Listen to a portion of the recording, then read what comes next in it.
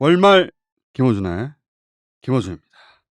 오늘은 서구문학 그중에서도 세익스피어를 이야기하여 모셨습니다. 진영종 교수님 안녕하십니까? 예, 반갑습니다. 90년대 세익스피어 시대 연극으로 영국에서 박사학위를 취득하셨고 예.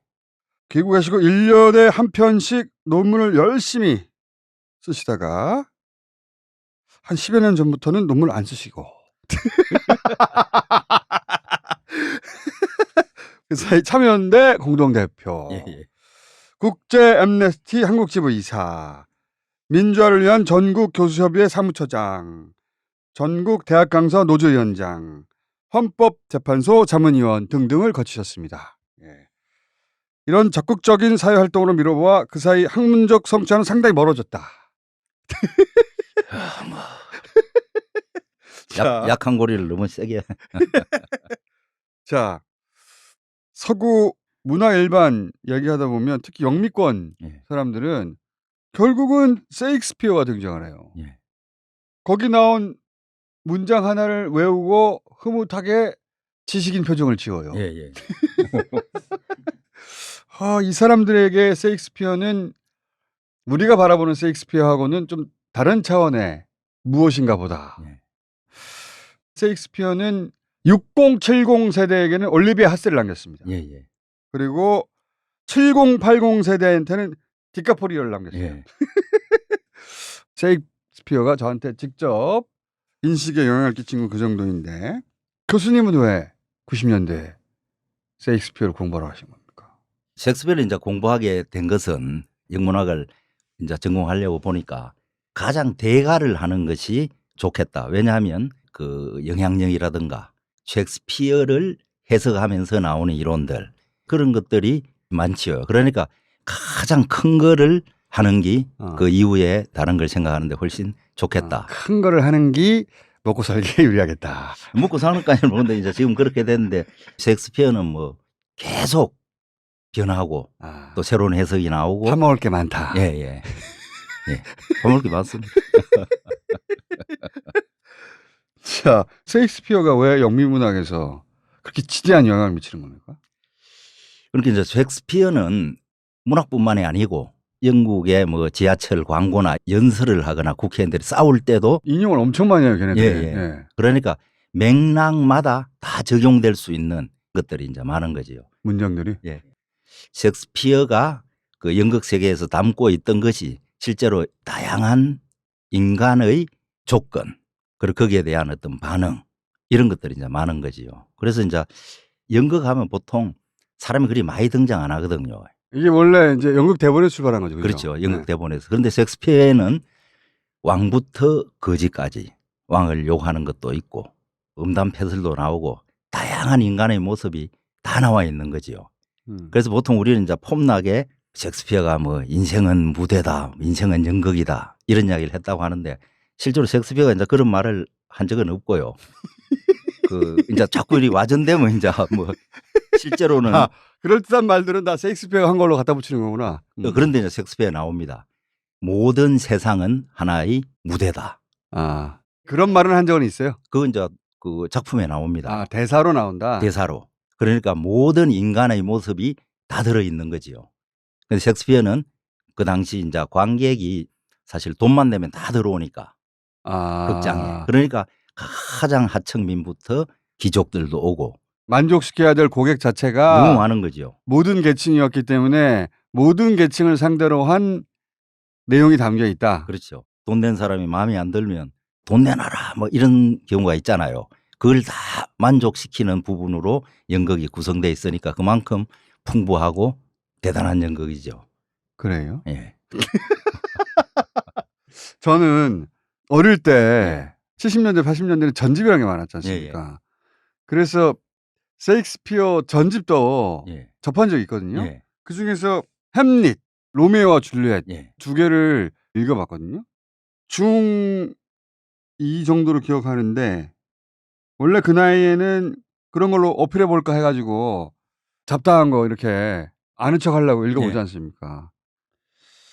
그때 이게 도대체 무슨 스토리인가 이게 왜 유명한가? 예. 제가 아직도 그 줄거리를 기억해요. 예. 셰익스피어는 그때 끝났거든요, 저한테. 예. 중2 때 햄릿을 보다가 예. 이거 스토리 맞나 봐주세요. 덴마크 왕이 죽잖아요. 예. 덴마크 왕이 죽었는데 아들이 아니라 동생이 즉위를 해. 예. 그리고 나서 형수하고 결혼을 해. 예. 아이 상놈 새끼들. 그리고 나서 아들한테 아버지 귀신이 나타나죠. 예. 전설의 고향. 예. 네 삼촌이 날 독살했다. 예. 그래서 아들이 진짠가 싶어가지고 그 스토리를 담은 연극을 해. 예. 근데 삼촌이 포커페이스가 안 되는 걸 보고 그렇구나. 예. 리벤지. 예. 스토리 엄청 단순해. 예. 그런데 이 아들이 미친 척을 하죠. 귀신을 보고 나서. 네, 미친 척을 하죠. 예. 납득이 안 됐어요. 왜 미친 척을 하지 얘가? 그런데 복수를 하려다가 실수로 자기가 좋아한 여자의 아빠를 죽여. 예. 자기가 좋아한 여자한테 수녀원에 가라 그래. 예. 이게 무슨 소리야?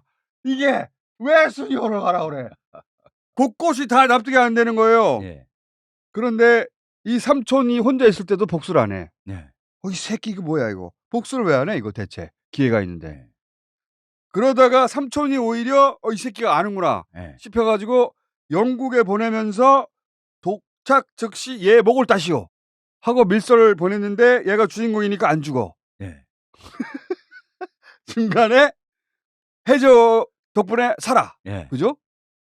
그리고 돌아왔는데 자기가 실수로 죽인 애인의 아버지 때문에 그 애인의 오빠가 열받아가지고 독이 묻은 칼로 칼싸움을 하다가 바보같이 칼이 바뀌어. 예. 그래서 오빠가 죽어. 그리고 죽기 전에 화해해. 이 무슨 어이없는 화해인가. 예. 그리고 엄마이자 작은 엄마가 됐지. 삼촌하고 결혼했으니까. 복잡하죠. 그렇죠. 예. 엄마이자 작은 엄마가 독을 탄 포도주를 마셔. 예. 이거는 원래 아들을 죽이려고 하는 거였는데 예. 함릿을. 엄마가 그거를 마시면서 죽으면서 독이 있다는 걸 알리고 죽어요. 예. 그러자 아까 이제 칼싸움하다 칼에 찔려가지고 죽어가기 직전에 이 햄릿이 애인 오빠를 죽인 그 칼을 가지고 예. 드디어 삼촌을 찌르고 예. 포도주를 삼촌 입에도 부어. 예. 그래서 이중 중독으로 예. 복수를 완성한 다음에 독은 매우 위험하다는 교훈을 남기고 죽어요 자기도. 예. 예. 근데 제일 골 때리는 건 호시탐탐 노리던 이웃나라 노르웨이 왕자가 왕자는 차지해. 예. 그래서 가정 독살극은 국방안보에 치명적이라는 결론과 함께 끝나죠. 예. 이게 왜 세계적인 문학이란 말인가. 예. 그러면서 저는 셰익스피어와 헤어졌거든요. 예. 자, 제 의문들을 해결해 주십시오. 왜 셰익스피어의 햄릿은 영미문학의 위대한 작품으로만 남아서 지금까지 회자되고 거기 유명한 대사도 많잖아요. 예. 죽느냐 사느냐 그것이 예. 문제로다. 예. 그것도 무슨 말인지 모르겠어요 난. 죽느냐 사느냐가 아니고 사느냐 죽느냐. 하여튼 그 말을 한 대목을 아무리 앞뒤를 읽어봐도 얘가 왜 이런 말을 하지? 예. 이해가 안 가고 얘가 이러는 행동하는 것도 이해가 안 가고 다 죽잖아요. 다 죽고 예. 결국은 덴마크 왕자를 지가 차지하는 게 아니라 노르웨이 왕자가 아싸 하고 가져가. 예. 이게 무슨 스토리인가. 그리고 이제 아까 로미오 줄리엣은 올리베 헤스하고 디카프리오에 의해서 정리가 됐고요. 이연걸 나오는 로미오와 줄리엣도 있습니다. 자, 박사님 저의 오독을 해결해 주십시오. 내가 보기에 오독은 아니고요. 예. 다 글이 읽으면 다 그런 겁니다. 앞뒤가 안 맞고 이런 것들이 많아요. 사실은. 아 그래요? 예. 그래서 햄릿이 그 이제 당시에 이제 연극을 했는데 예. 연극을 할 때 이걸 다 공연을 했을까? 그 아니라고 보여요. 아, 이 스토리가 한 번에 만들어진 게 아니다. 예. 사실 그 연극하는 판본하고 예. 우리가 지금 읽고 있는 판본은 역사가 좀 달라요. 아 예. 예. 그 당시 이제 연극을 2시간 정도 했다고 그래요. 예. 지금 이제 셰익스피어 작품 중에 가장 긴 작품이 햄릿인데 그걸 다 하면 아무리 대사를 빨리 해도 4시간이 걸린대요. 대사만 하려고 해도. 예. 그래서 이제 이거는 공연을 하거나 이럴 때는 자를 거는 자르고 이렇게 이제 했을 걸로 보여요. 판본이 여러 개가 있거든요.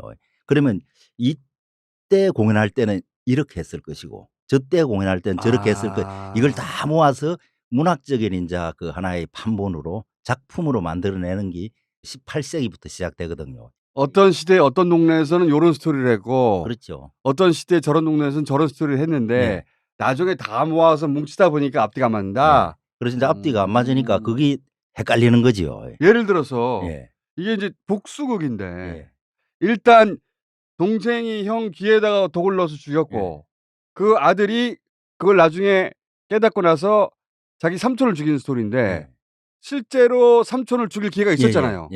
그리고 얘는 칼싸움도 잘하잖아요. 왜 안 죽인 거예요? 그거는 이제 극중극을 보고 나서 엄마가 부른다 해가지고 가는데 삼촌이 기도를 하고 있어요. 아, 내 제가 어쩌고 저쩌고 이리 하는데. 교수님 이거 어디 사투리입니까 이거?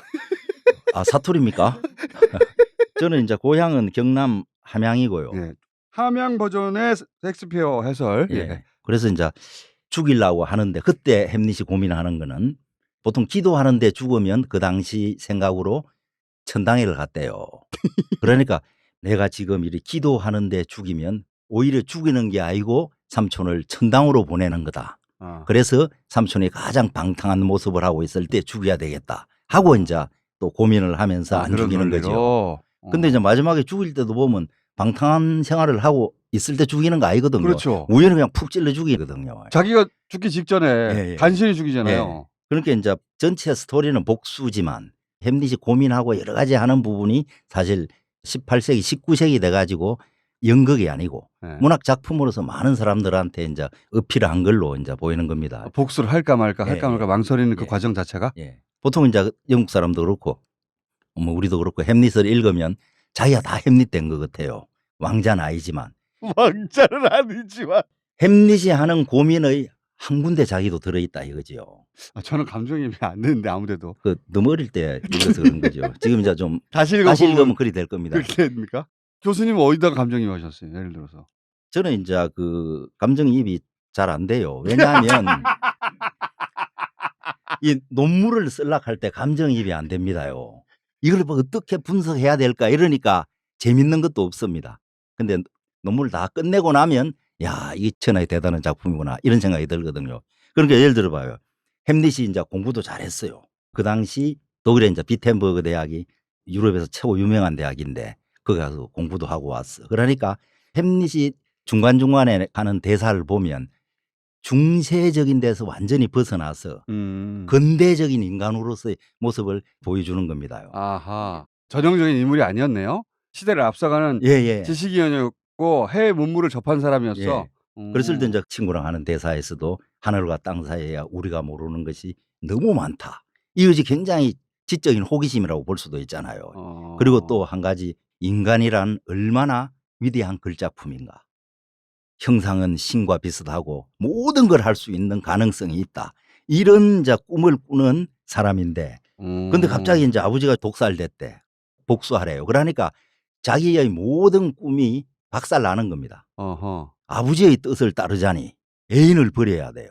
왜 애인을 버려야 되는 겁니까? 그 대목도 제가 이해가 안 가는데. 그것도 뭐 이해가 잘 안 되는 대목이기도 하지만 처음에 햄릿이 귀신을 만나고 나서 가장 먼저 찾아간 사람이 오피리아인 것 같아요. 애인이잖아요. 애인이잖아요. 그러니까 하니까 막 옷도 풀어 헤치고 와가지고 말도 안 하고 막 이라고 갔다. 그러니까 그걸 털어놓으면 비밀이 새고 삼촌이 아버지를 독살한 걸 누군가가 알게 되면 왕의 권력이 훨씬 세잖아요. 자기를 죽일 수도 있죠. 그러니까 그걸 이제 감추기 위한 수단으로 미친 척을 한 거지요. 근데 왜 애인한테는 그 수녀원 가라고 그러는 겁니까? 그게 또 이제 한 가지 의문점인데